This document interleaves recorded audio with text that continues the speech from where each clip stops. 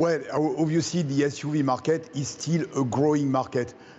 Customers like SUV because they want to be higher on the road.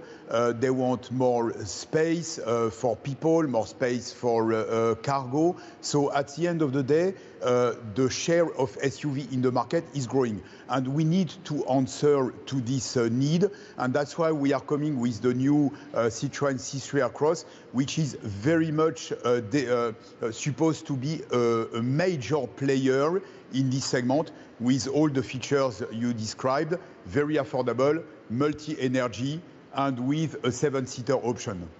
As you press ahead with an EV strategy, it's at a time with very bumpy geopolitics, and we've just seen the result of an EU investigation into the Chinese market. And you have a Chinese partner there, Dongfeng. The cooperation from that company has seen the Commission decide on tariffs of 21%. What does this mean to your overall EV ambitions, and how does that impact your relationship with the Chinese? Well, I think at the end of the day, as part of Stellantis group, Citroën very much praises a fair and free competition. At the end of the day, we need to face the Chinese competition, whether it's in Europe or in other parts of the world. We will have to face Chinese competition, which means that we have to be competitive in costs and in price. And I'm very proud that as Citroën, we are coming with 2 electric cars, the new EC3 we presented a few months ago, the new C3 Aircross, that are extremely competitive and that can face the Chinese competition. Now, I'm not going to comment political decision. Obviously, the brand will adapt to any political decision, but I would say we need to be able to face the Chinese competition, and at Citroën, we are very much able to do it with the two new products that we have. I'm not going to follow up on that because I think you've given us a very good answer on China and the competition. So thank you for that, Thierry. What I am going to follow up on, though, is the problem that consumers are having with EVs. And they're having a lot of problems. And we've discussed this with many, many industry leaders such as yourself.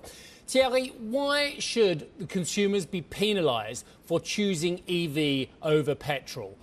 EV prices, and I think I'm fair in saying that the C3 Aircross variants will be more expensive for an electric version than a petrol version. You can correct me if I'm wrong, sir. But it just seems in order to take the step and buy electric, the consumers are being penalised, sir.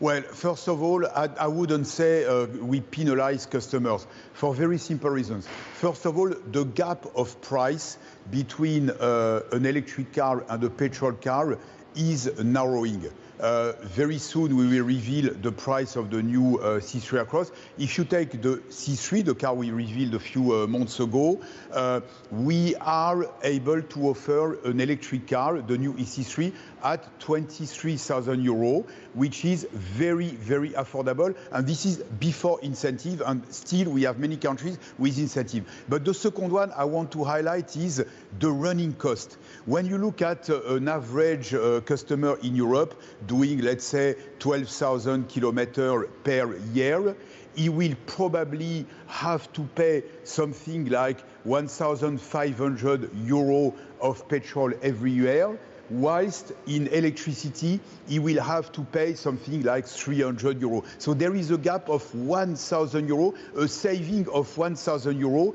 every year. This is huge. Now, there is obviously an overcost at the beginning, but frankly, when you look at the running cost, it's compensated very quickly after a few years.